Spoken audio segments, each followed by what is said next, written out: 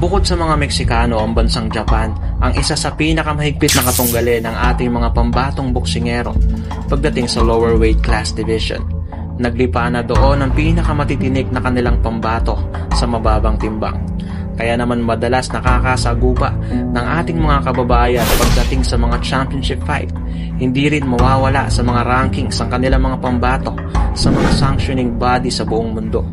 Kung pag-uusapan ng mga mababang timbang sa larangang ating pinag-uusapan, sadyang hindi rin naman tayo nagpapahuli pagdating sa usapang matitinik na pambato. Sa katunayan, hirap din naman ng mga Hapon kapag Pinoy ang kanilang kasayaw sa ibabaw ng lona.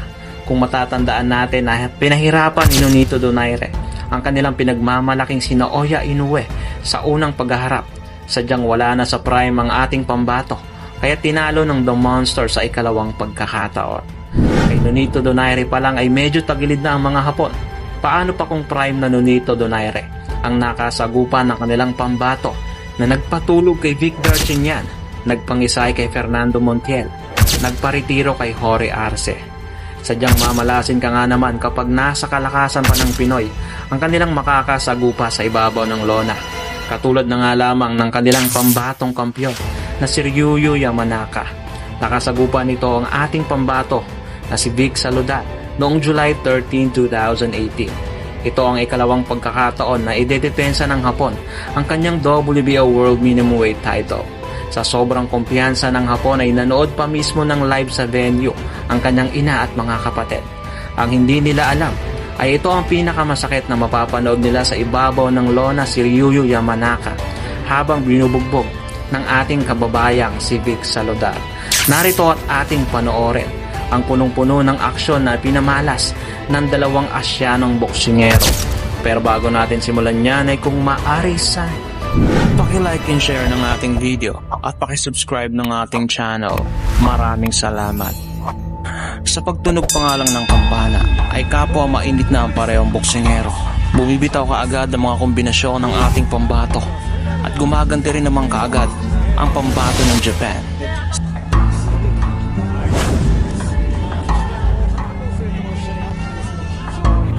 Tuwing umaatake ang ating kababayan ay agarang gumagante ng counter ang Hapones.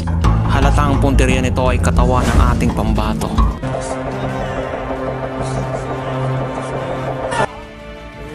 1ラウンド目からワクワクさせてくれるような、世界戦を見れてる気がしますね。そうですね。どちらかといえば山中選手は距離を取って出入りしながら Sa pagpasok ng ikalawang rounds ay napaka-impresibo ng mga binibitawang suntok ng ating kababayan. Ngunit sadyang hindi nagpadadaig ang kampyon ng Hapon dahil napakaganda rin ng mga counter punches na kanyang ipinapamala sa labang ito. ただその世界戦を経験することによって、キャリアという意味ではさらに強くなってますからね。そうですね。ちょっと山中出てきましたかね。いや、まだ距離取ってる。左を返した山中。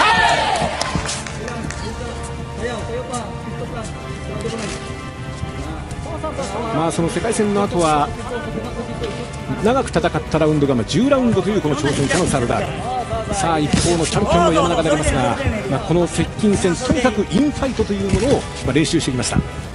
まだでもその質はないかな。なるほど。今はまだこの距離でいいわけですね。まだどんなパンチが危険でどんなパンチを打ってくるのかっていうのを探るラウンドでいいと思います。さあボディに入った。大橋さん、そのあたりチャンピオン陣営なんですけれども、距離は今の距離でいいと、パンチは見切れるからと。ただ足を使って距離詰めるところはあってもいいぞという話です。Nang ibabaw ang counter punches ng Hapon sa pagkakataong ito. Katulad na nga lamang sa tuwing umaatake ang ating pambato at bumubukas ang kanyang depensa, ay dito nagkakaroon ng pagkakataon ng Hapon na kumounter sa kanyang bandang ulo na siya namang malinaw na kumokonekta. Ngunit ang mas madalas talagang punteriya ng Hapon sa ating kababayan ay ang katawan nito dahil mas madalas na iiwang bukas ang depensa ng ating kababayan. 焦らせる、焦って出てきたところにかわした歪めた。さあチャンスか。ボディの連打。ちょっとサルダール倒してちょっとその辺りも十分に積んできました。川さん、まずはこのよく見ていますね。ちゃんとガードをした後の左フックね。素晴らしい。素晴らしいですね。なかなかね、これ練習ではやるんですけど、ミットで、試合で打てるパンチではないんでね。まあ、そして山下会長が言っていましたけども、言ったことをすぐ吸収してできるっていうのが、まあ、長谷川さんがその強くなった過程と本当に似てるというね話をしていましたが、いいボール入りましたね。いいボール入りましたね。ここでちょっと顔が今ちょっとなくTila なってきたかもしれません。 natutunan na ng 挑戦 ating 者のサルダール pambato na protektahan ang kanyang bodega at ang kanyang naging game plan sa patuloy na pag-atake sa kanyang katawan ng Hapon ay ang atakihin niya rin sa katawan ng naturang champion.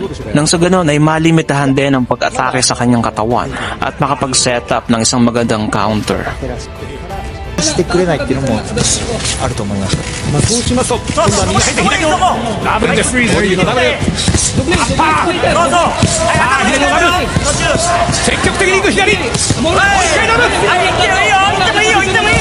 ょっと両が空いている、激しい打ち合いだ、チャンス、パスがキーマス山中、頭を揺さぶりながら中に攻め込んでいきます。これがこの数ヶ月で習得したインファイト。 Sa pagkakataong ito ay paunti-unti nang nababasa ng ating kababayan ang galawan ng Hapon at nagiging maganda na rin ang kanyang depensa. Nahihirapan ang Hapon na kumonekta sa kanya ng mga counter punches dahil na rin sa impresibong footwork na ginagawa ng ating kababayan sa ibabaw ng lona. 左ボディのその同じ頭の位置に打てるっていう接近戦戦ってるんですよ。だから相手からするとどっち打ってくるかわからないっていう頭のポジション取りしてます。そしてここでロングです。このラウンド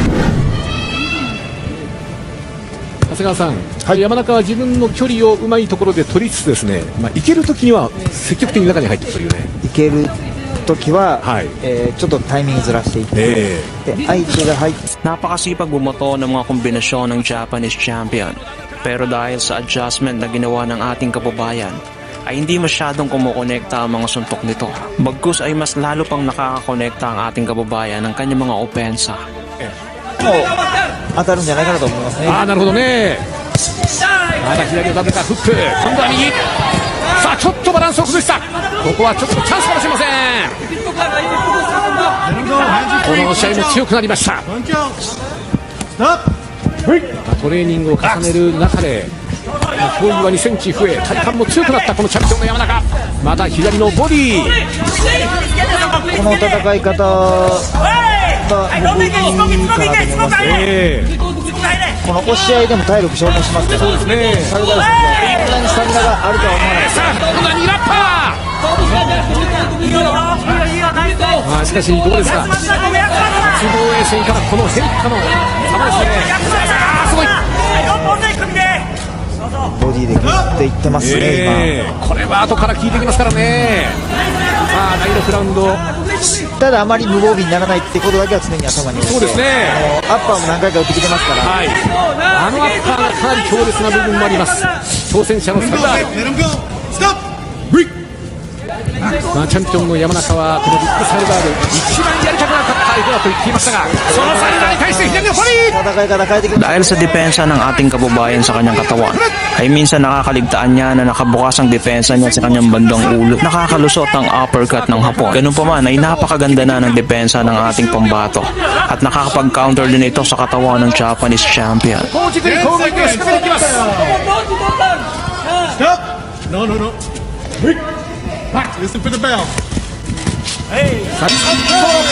挑戦者の大橋さん、チャレンジャー陣営ですけれども、先ほどのラウンドからですね、ボディを打たれた時に顔を歪める仕草がかなり多くなってきました。そしてですね、そのボディに対してもっと距離を Sa kanilang kalagitnaan ng palitan ng suntok, ay isang overhand right ang pinakawala ng ating kababayan na siyang malinaw na tumama sa pambato ng Japan at naging dahilan ng pagbagsak nito. 何度も見受けられました。さあ今度はまたリズムを左右に振って取り出せ、ナイスですね。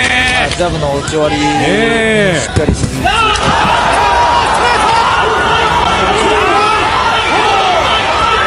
で、Ilang segundo na nga lang ang nalalabi sa rounds na yon. Kaya naman naisalba pa ng champion ang kanyang sarili at makapagpatuloy sa susunod na round.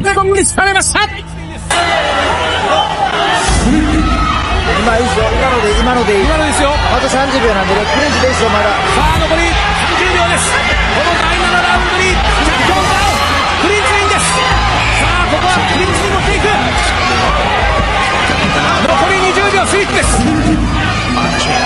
あ先ほどいいタイミングでストレートをもらった。ここは足を使って一気に来ました。サンダール2度目の号令なるか。さあここはなんとか耐えてほしいチャンピオン。右のボディをもらった。足を使ってさあここでノックされました。このラウンドチャンピオンダウン。息子さんの様子をもう見ていられません。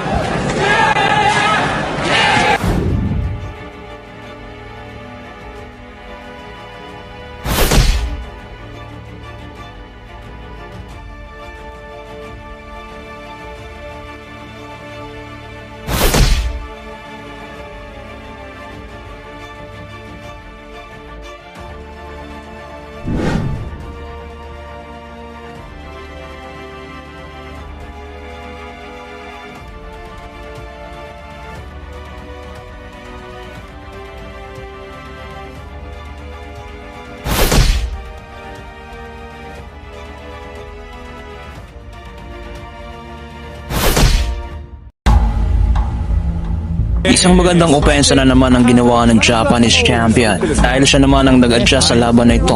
Dahil hindi siya matagumpay sa pag-atake sa katawan ng ating pambato, ay pinuntirya naman nito ang kanyang ulo at matagumpay siyang nakakapatama ng maayos. 練習してきたことをこの最終残り2ラウンドで出し切ることができるか。王さん、チャンピオン陣営ですけれども、山中選手、足がつっているようですね。なるほど。それでも中に入れと、くっついても密接して中途半端な距離じゃなくて中に寄って打てということです。Hanggang sa umabot sa suklulan 12 rounds sa kanilang bakbakan, isang napakagandang tagisan ng mga suntok ang kanilang ipinamalas. Ngunit nababaka sa mukha ng Japanese champion ang mga pinsalang tinamo niya sa ating kababayan. さあ KO 決着なるのか、それとも判定に持ち込まれるか。11ラウンドまた息を吹き返しましたチャンピオンの右のストレート。さあここで左のボディ入った。今度は左アッパー。さあ距離を詰めていく、中に入るという指示が飛んでいます。練習してきたことをこの最終残り2ラウンドで出し切ることができるか。王さん、向かっていく、そういう気持ちは負けていません。チャンピオンの山中、ここでロング。11ラウンドが終了し、残り15秒切った。さあ残り10秒。右チャンピオンの右。 Sa pagtatapos sa kanilang laban ay itinanghal ang ating pambato na bagong kampiyon, pero saludo pa rin sa Hapon na si Ryoyo Yamanaka sa pagbigay ng isang magandang laban sa ating kababayan. サンドバル115対112、ジャッジカルロス・オルティス、新チャンピオンビッグ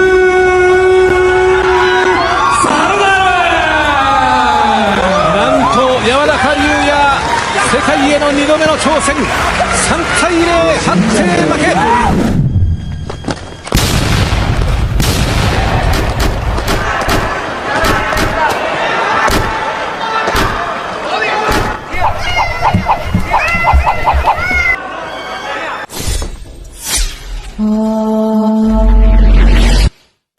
Tubong Tabaco City, Albay ang ating pambato na si Rolly Lunas at nakapagtala ng 44 na laban sa kanyang buong karera sa boxing. 34 ang kanyang naipanalo, 9 doon ang talo at may 20 panalo galing sa knockout.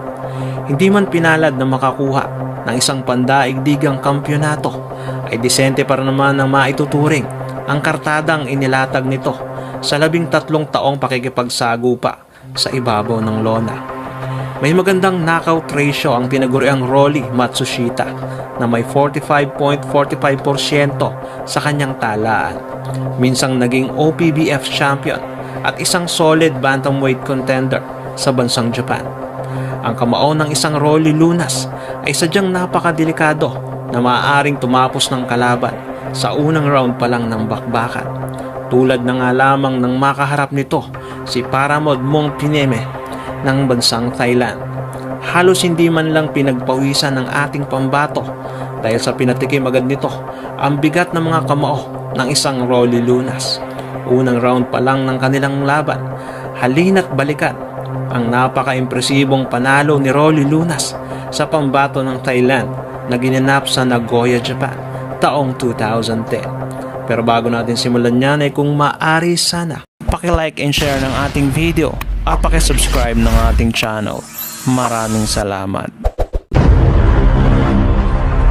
Sa unang bukas pa lamang ng unang rounds ay kalmado pa lamang ang ating pambato, habang ang pambato ng Thailand ay tila handa agad na makipagsabayan sa ating kababayan.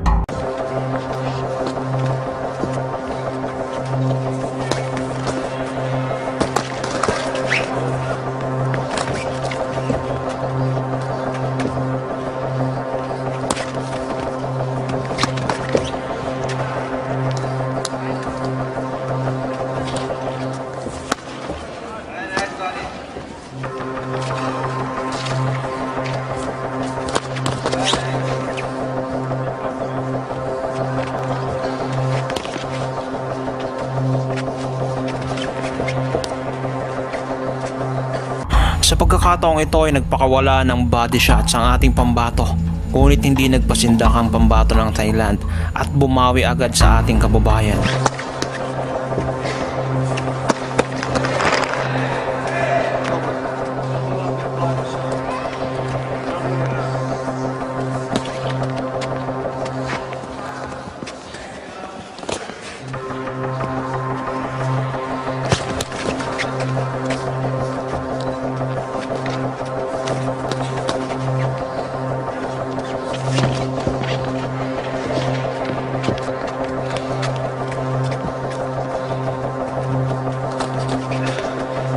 Isang matinding kaliwang uppercut ang naipatama ng ating kababayan sa pambato ng Thailand at sinundan pa ito ng kaliwat kanang suntok na siyang nagpalito sa kanyang kalaban.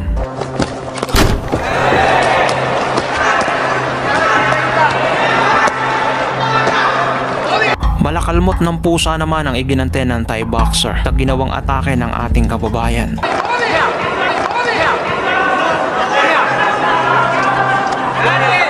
Lintik ang atras ng Thai boxer nang maramdaman niya ang lakas ng kamao ng ating pambato at tila napagtanto niya na hindi uubra sa ating kababayan ang kanyang malapusang suntok.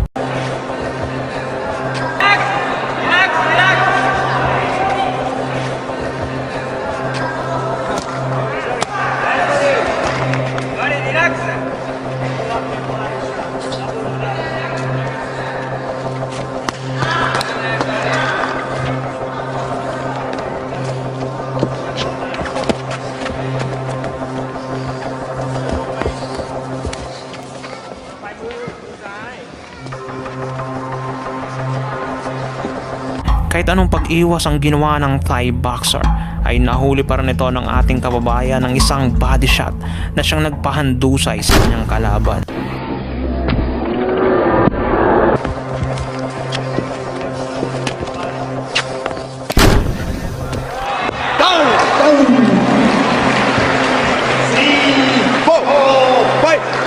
Namimilipit na humandusay sa lona ang Thai boxer at dito na hininto ng referee ang naturang laban.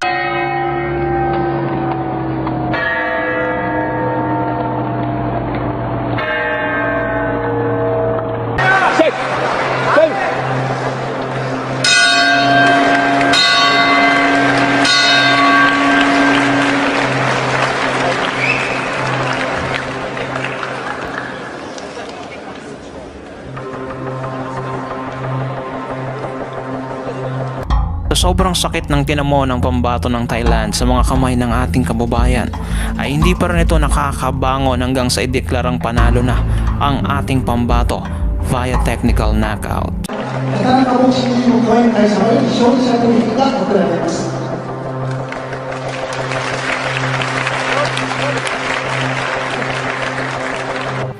Matapos ang ipresibong panalo niyang yan, nakapagtala pa ito ng 6 na sunod-sunod na panalo sa loob lamang ng 3 taon.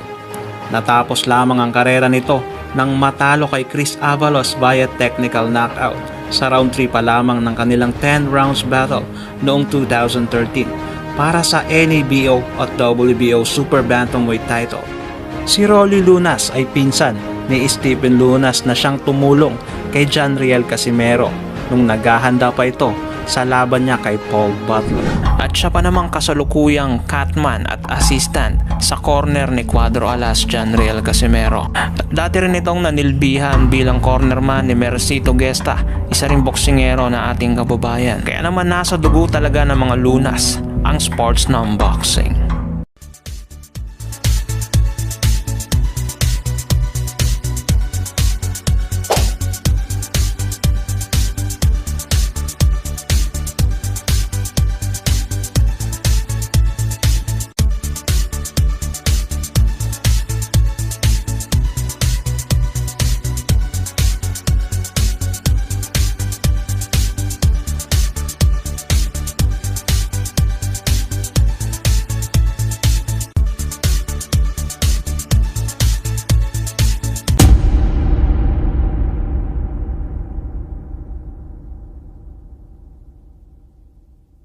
Kung nagustuhan nyo ang video ng tampok natin ngayon, paki-like and share. Mag-iwan ka na rin ng comments para sa iyong saloobin. At kung bago pa lamang dito ay paki-subscribe at huwag kalimutang pindutin ang notification bell button para updated ka sa mga umaatikabong videos tulad nito.